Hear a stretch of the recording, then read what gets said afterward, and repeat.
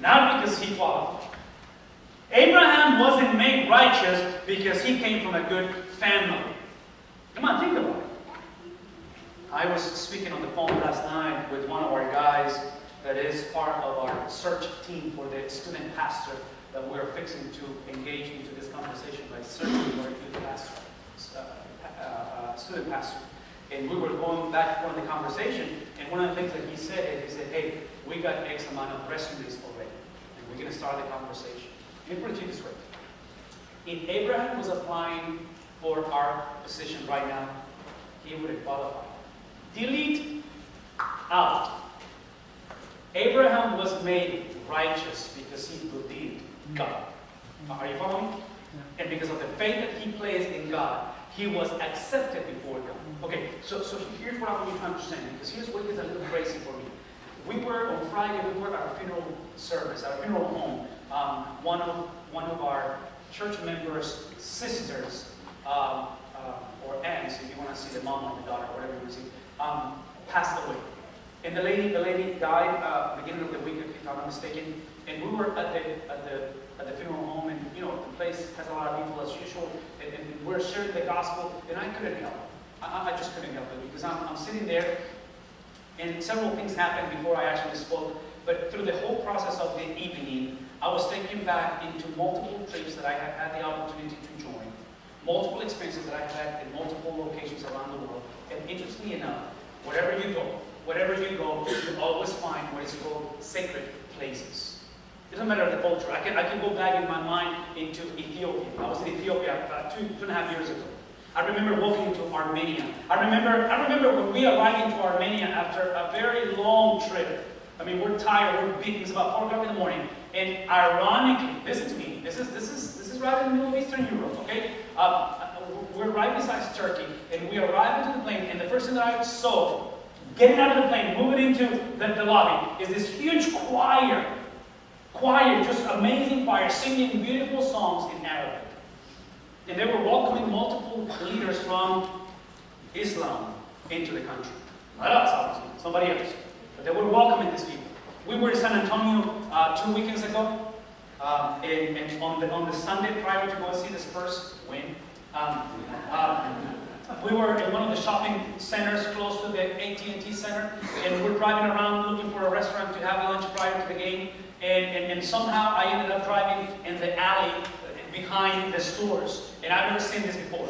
I'm driving behind, and you see, obviously, this is the back of the stores, so you see multiple vehicles, which basically are the employees' vehicles, and between vehicles there are 4 individuals, 4 young men, having a time of prayer, trying to find Mecca, and they're having their Muslim prayers. Here's my point. Everywhere you go, you see spirituality all over the place. When you make God the standard, because of a forensic agent came into your life and transformed your heart, and instead of you becoming the standard, God is the reed, God is the rod, God is the measurement, and whatever He says goes, what happens is that you stop thinking that your faith is what truly matters. It's your faith, it's the faithfulness of God that actually produces your faith. When you encounter the presence of God, you realize that you encountered God not because you made a prayer when you were 14, not because your mama brought you to church. I'm glad for you, mama. I'm sure she's a nice lady.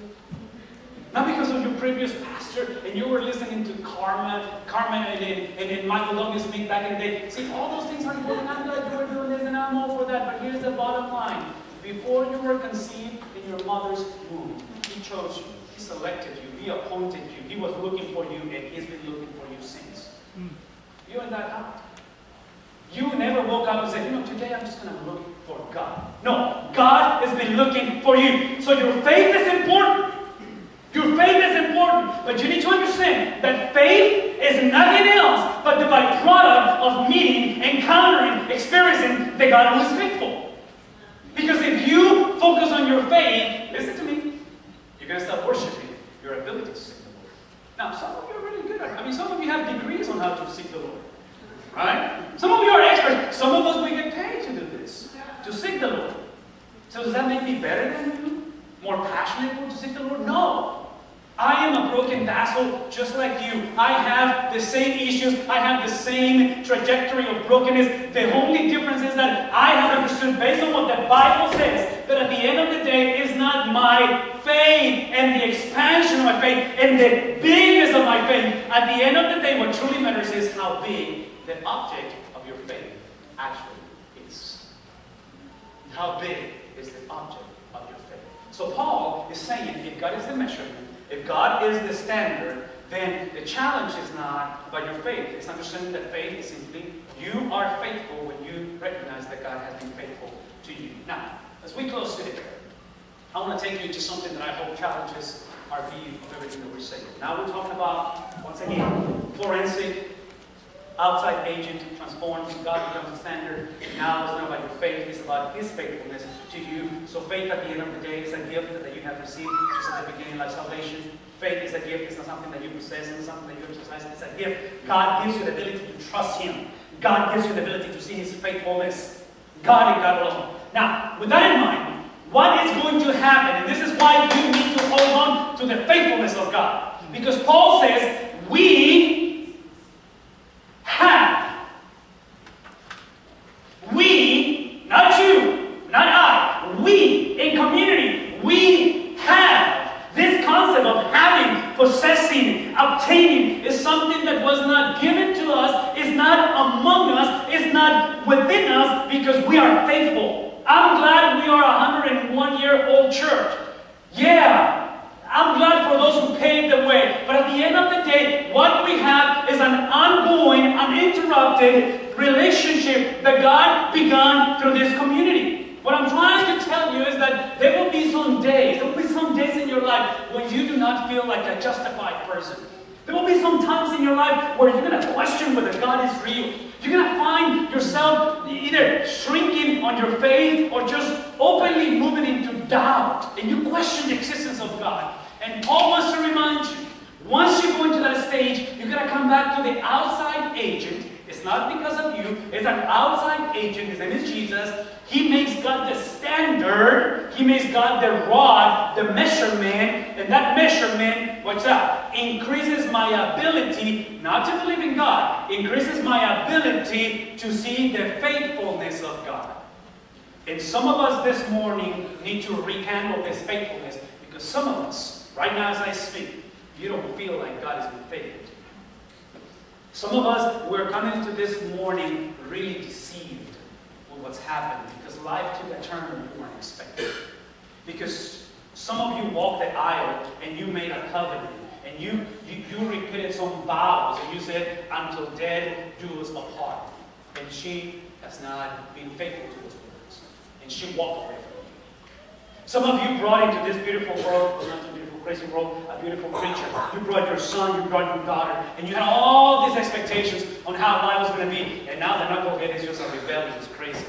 That you know what to do with your son. And you don't feel that God has been faithful. Here's what I want you to understand. Paul describes that we possess something that is not because of our faithfulness. It's because God is faithful. And some of you need to listen to this today. Because see, ironically, Paul takes us into this faithfulness described as something tangible. And that's the word peace. Peace.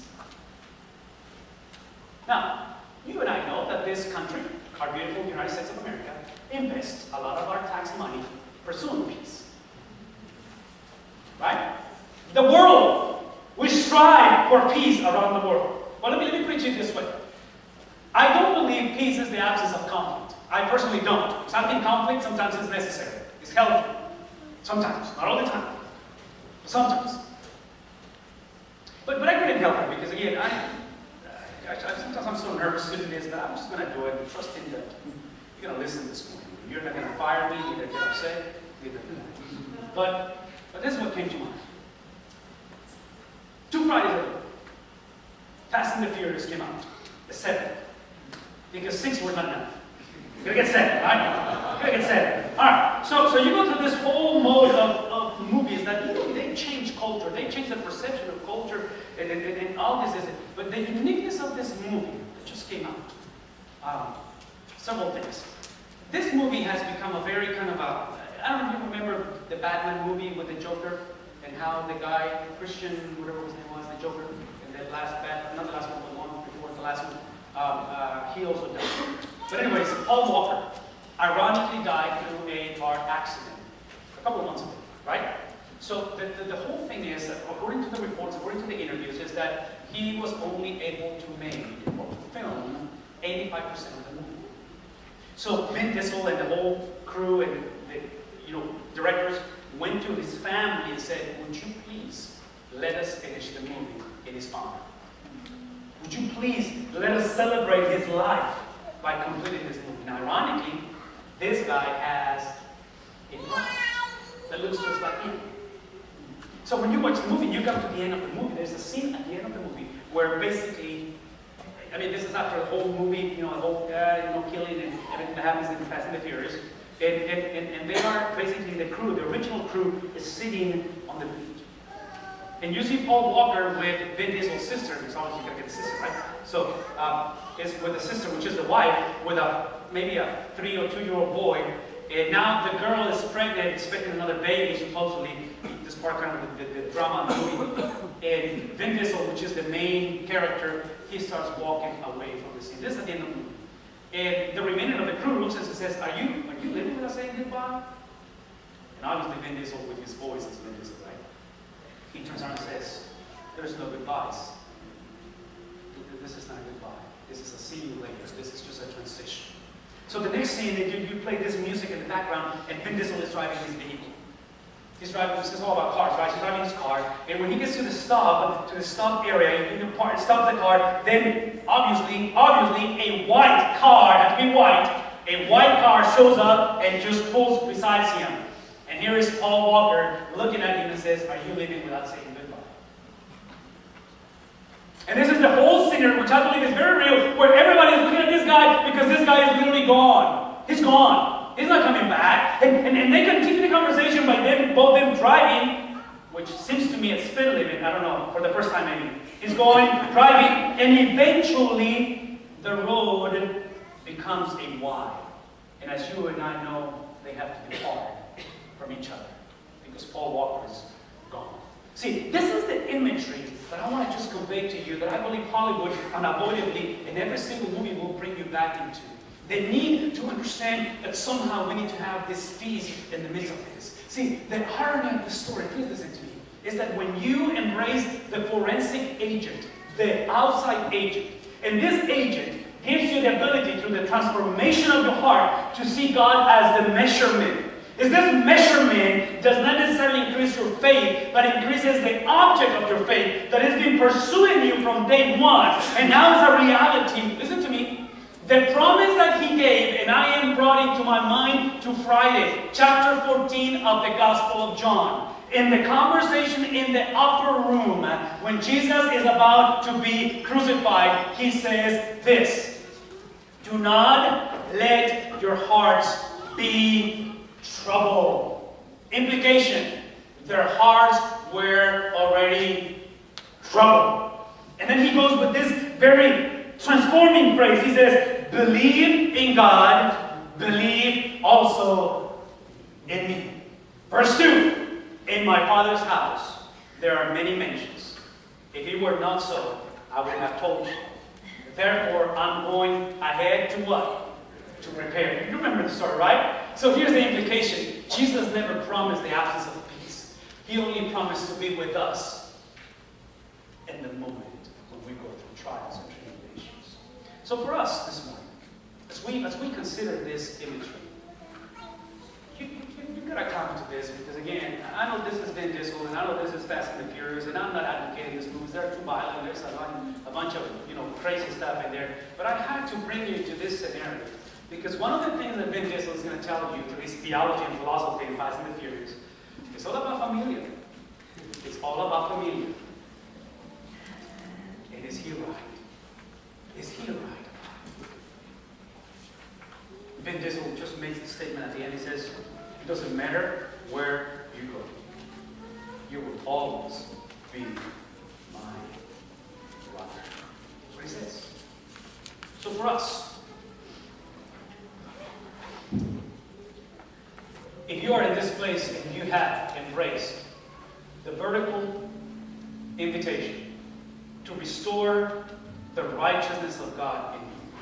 If you're in this place and you are willing to openly confess and say, no more of self-righteousness, no more of self-justification, no more of putting the brother down, making myself better, no more of just focusing on my faith as if God owes me something.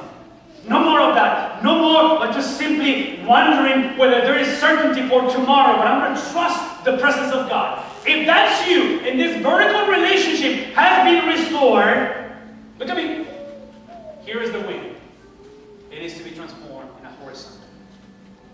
It needs to be transformed in how you relate to others. Because if you're in this place, and this is a reality, you are not better. You are not holier. You are not the exception.